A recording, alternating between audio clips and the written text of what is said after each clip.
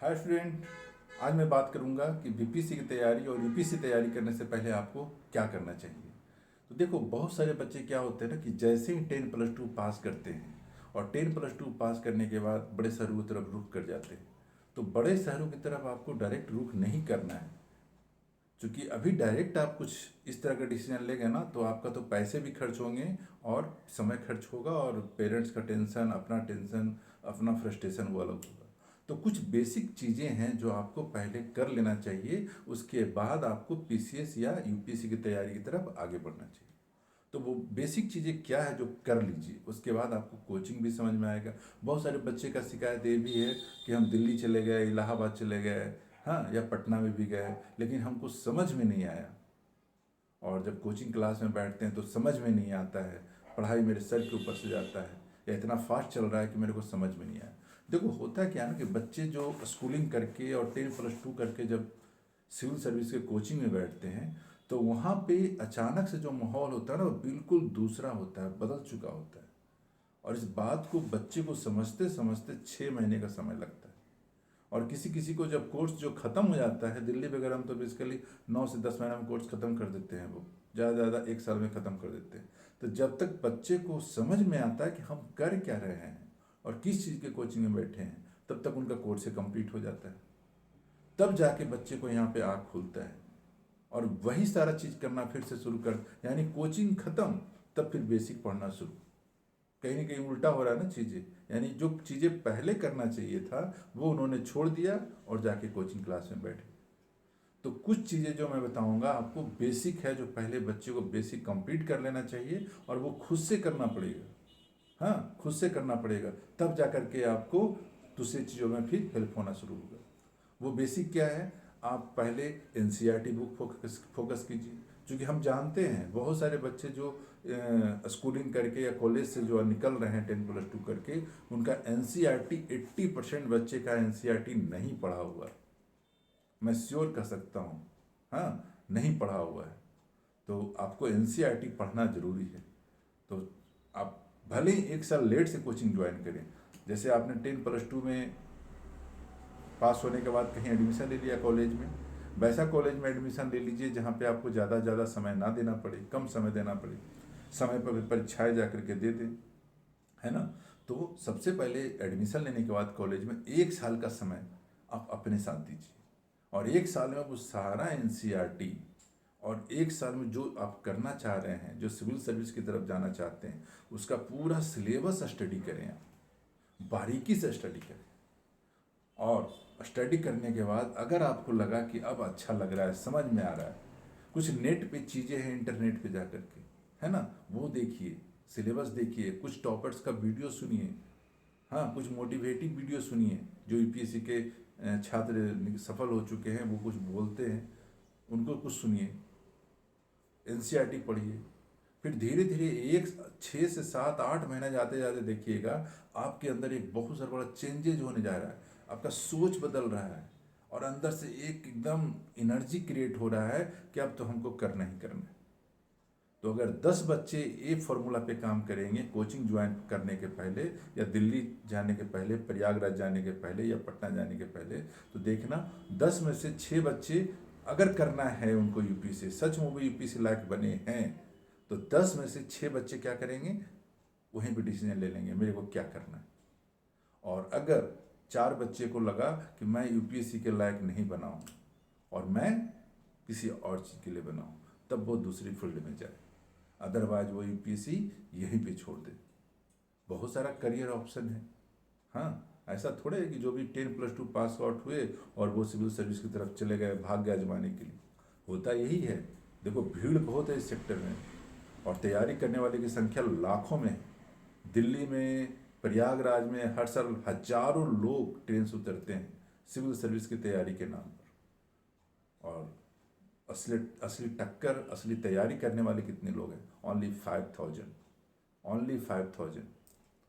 तो वो उस भीड़ में जाके कहीं ना कहीं आप नहीं खो जाओ, इसलिए कोई भी कोचिंग तैयारी के ज्वाइन करने से पहले, दिल्ली, प्रयागराज कहीं जाने से पहले, जैसे ही आप 10+2 पास करते हो, यूपीएससी या बीपीएससी की तैयारी करना, तो सबसे पहले 1 साल आप अपने आप को दीजिए और वो अपना 1 साल का जो इन्वेस्टमेंट है ना, वो अपना सेल्फ इन्वेस्टमेंट है।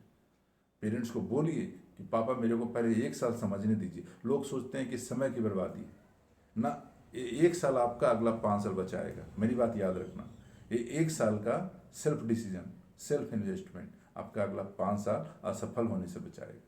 और लोग शुरू में यही गलती करते हैं, पहला 1 साल घर पे या जहाँ भी आप रहें, अगर आप पटना में भी रहते हैं या घर पे रहते हैं कहीं, तो 1 साल डेरा लेके जैसे भी हो अपने पे इन्वेस्ट कीजिए समय को। अगर घर छोड़ना जरूरी है, बाहर जाना जरूरी है, तो 1 साल खुद पे कंसंट्रेट कीजिए। सिलेबस को समझिए, एनसीईआरटी बुक को समझिए, कुछ सपोर्टिंग बुक्स है वो ला करके पढ़िए। लोग फिर बोलेंगे सर सारा कुछ कर लिया, फिर मेरा मेरा मन नहीं किया सिविल सर्विस तरफ जाने का, फिर क्या होगा? डिसीजन चेंज कर लो। और पढ़ा हुआ थोड़े ना कहीं चला जाएगा, आपका विद्या कहीं चला जाएगा? नहीं, विद्या कहीं नहीं जाता है। वो जीवन के किस मोड़ पे आपको काम करेगा, नो बडी कैन से, आपको भी नहीं मालूम। तो पढ़ा हुआ कहीं नहीं बैठ जाएगा। तो फिर मैं बता रहा हूँ, सबसे पहले क्या करना है, सबसे पहले अपने आप पे इन्वेस्ट करना है। जब आप कोचिंग क्लास ज्वाइन करने का डिसीजन लेते हो, उसी वक्त स्टॉप, स्टॉप, अंदर से आवाज़ आनी चाहिए स्टॉप। क्यों? पहले मेरे को समझना है ना। बहुत लोग कोचिंग क्लास को समझने के लिए जाते हैं। कोचिंग क्लास कैसे समझोगे आप? बहुत सारी भ्रांतियां हैं, है ना। बहुत सारे लोग कंफ्यूज कर देंगे, कुछ अच्छा बोलेंगे, कुछ अच्छा नहीं बोलेंगे। कुछ ऐसे छात्र मिलेंगे वहाँ पे कोचिंग क्लास में जो आप ही की तरह हैं, कुछ अच्छे स्टूडेंट भी मिलेंगे। हाँ, और संगति का भी प्रभाव है। अगर संगति आपकी अच्छी मिल गई तो आपका तो करियर बूम कर जाएगा। लेकिन थोड़ा सा भी आपका सराउंडिंग या फ्रेंड सर्कल जरा सा भी मस्ती करने वाला, मस्ती खोर मिल गया, तो वो तो जाएगा जाएगा, आपका भी करियर पूरा हेल बना के जाएगा। तो इस सिविल सर्विस में एक सबसे बड़ा काम जो करना है, सराउंडिंग पे भी ध्यान देना है। जहाँ पे आप पढ़ रहे हो या जहाँ पे रह रहे हो, आपका सराउंडिंग कैसा है, आसपास के लोग कैसा है, आपके दोस्त कैसे हैं, आपसे जो बात करते हैं, आपका सराउंडिंग कैसा है, आप जहाँ पे रह रहे हो वहाँ पे किस तरह के लोग रहते हैं। ये सब सारी चीज़ें जो है ना मेंटली इम्पैक्ट डालता है। हाँ, और ये सब सबसे बड़ा बाधक भी बनता है सिविल सर्विस के रास्ते में। तो मेरा आप सभी से सलाह है कि जब भी आप सिविल सर्विसेज की तैयारी के लिए आगे बढ़ें, तो एक कदम प्लीज़, एक कदम बैक लीजिए। एक कदम बैक अपने लिए, एक कदम बैक परिवार के लिए, एक कदम बैक अपने लाइफ के लिए, एक कदम बैक अपने करियर के लिए। और एक कदम ये बैक नहीं है, ये एक कदम बैक आपको 5 कदम तेजी से आप दौड़ पाएँ, इसमें मदद करेगा। आपका 5 साल ना बर्बाद हो, उसमें एक कदम मदद करेगा। तो कोई जल्दबाजी नहीं, कोई हड़बड़ी नहीं। और देखो, जब आप पीसीएस या यूपीएससी की तैयारी में जाते हो तो 2 साल का समय चाहिए। 2 साल का समय चाहिए बच्चा, जब तक आप पार्ट 2 में आ गए होते हैं। यानी पार्ट 1 का एग्ज़ाम दे दिया आपने, पार्ट 2 में जैसे ही आप इंटर किए, एडमिशन ले लिया, उसके बाद आप कोई कोचिंग ढूंढें। और वो भी ज़रूरी नहीं है, अगर आपके घर में मेंटर हैं, आपके घर में सलाह देने वाले हैं, या कोई फ्रेंड है, कोई भैया हैं, या कोई ऐसे लोग हैं जो आप देखो, भैया लोग भी बहुत मार्केट एक चौर है मिलते हैं। भैया जी, मामा जी, चाचा जी, है ना, ये हर मोड़ पे मिलते हैं। इनसे थोड़ा बच के रहो। और वो तैयारी किए थे, उनसे नहीं हुआ सिलेक्शन उनका, आज वो बैठे होंगे, कोई तो उनसे ज्ञान लेने के लिए आ जाए। और लोग चले जाते हैं, गलती करते हैं उनके पास ज्ञान लेने के लिए। उनको भी अच्छा लग रहा है, आपको भी अच्छा लग रहा है, वो चुटकुला सुना रहे हैं, आप भी चुटकुला सुन के हंस रहे हो। तो समय मत बर्बाद करना। दोस्तों पे जरूर ध्यान देना कि मेरा सराउंडिंग कैसा है, मेरा साथी का सर्कल कैसा है, तब देखना, फिर आपका करियर बूम होता नजर आएगा। और ये सभी को करना है, गर्ल्स बॉयज सभी को करना है।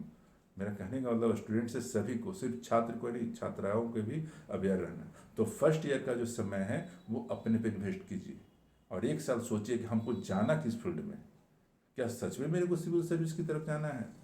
अगर लगे हाँ सिविल सर्विस की तरफ ही जाना है, देखो पेरेंट्स का यहाँ पे मत लेना पावर। बहुत सारा होता है ना कि पेरेंट्स की बात सुन के आते हैं। बहुत लोग से हम भी पूछते हैं, ये जो मर्जी, जो डिसीजन लिया है आपने, आपका डिसीजन है या पेरेंट्स का डिसीजन है? बहुत बच्चे बोलते हैं सर पेरेंट्स का डिसीजन है, बहुत बच्चे बोलते हैं सर मेरा डिसीजन है। तो अगर आपका डिसीजन है, याद रखना, अगर आपका डिसीजन है तो आप सफल कर जाएंगे। और अगर पेरेंट्स का डिसीजन से आप आए हो तो सफलता मिलती है, उसको भी मिलती है, लेकिन वो बच्चे कहीं ना कहीं फिर आगे जाके जॉब छोड़ देते हैं।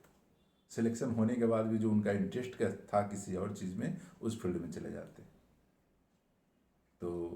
1 साल का समय आपका अगला 5 साल बचाएगा।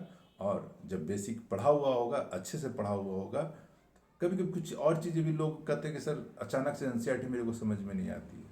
तो अगर एनसीईआरटी नहीं समझ में आती है और यूपीएससी में हमको लग रहा है कि हमको हिस्ट्री भी पढ़ना है, पॉलिटी भी पढ़ना है, ज्योग्राफी भी पढ़ना है, इकोनॉमी भी पढ़ी है, तो एक काम कीजिए, अगर एनसीईआरटी डायरेक्ट नहीं समझ में आ रहा है तो उससे रिलेटेड, सब्जेक्ट से रिलेटेड कोई हल्का फल्का कोई किताब से शुरुआत कीजिए। जैसे लुसेंट टाइप का किताब कुछ हो गया, जो हल्का फल्का नॉलेज के लिए, बच्चा टाइप के नॉलेज के लिए कुछ जानकारी ले सकते हैं वहाँ से, और उसके बाद आप आगे बढ़िए। एनसीईआरटी पे एनसीईआरटी कंप्लीट जब हो जाए तो उसके बाद एक स्टेप और आगे बढ़िए, रेफरेंस बुक पे पढ़िए। फिर देखिएगा जितने भी मटेरियल हैं यूपीएससी का, चाहे इंटरनेट पे पढ़े हों, चाहे कहीं भी हो, किसी भी कोचिंग का नोट्स हो, वो सब समझ में आने लगेगा, सब समझ में आने लगेगा। ठीक है, तो ये गलती मत करना प्यारे छात्रों। और मैं पेरेंट्स से भी अनुरोध करता हूँ, बच्चे के साथ हड़बड़ी मत कीजिए। करियर का सवाल है, 1 साल लेट होगा लेकिन बहुत ही अच्छे से और दुरुस्त होगा। ओके, तो आपको वीडियो कैसा लगा ज़रूर बताएं। All the best.